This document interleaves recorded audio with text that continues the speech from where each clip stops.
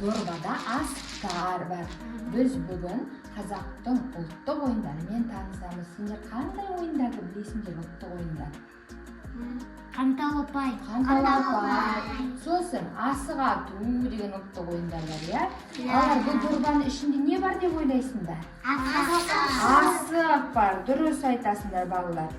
Балалар, біздің қолымызда қандай асық тұр? Кішкентай асық тұр, иә? Балалар, бұл асықпен біз қазір қанталапай ойын ойнаймыз.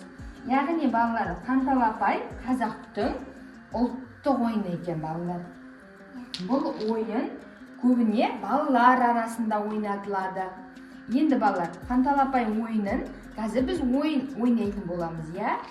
Яғни асықтардың ішінен өзімізге қазір біз бір асықты таңдап аламыз. Яғни ол бізде бір асығымыз қанталапай болады.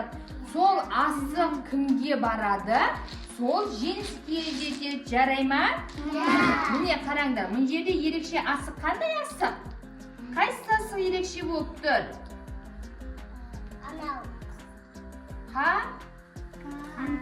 Қара асық ерекше болып тұр, иә балалар?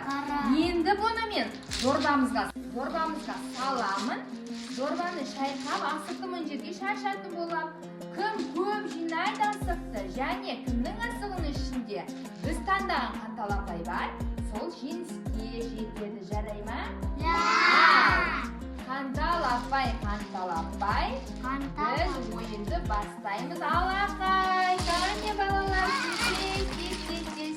тез. Ал, болдық ба? Балалар, қанталапай кімнің асығының ішінде қанталапай бар екен? Ақбаяндың ішінде бар, иә? Ақбаян бізде не істеді? Отты. Жарайсыздар балалар.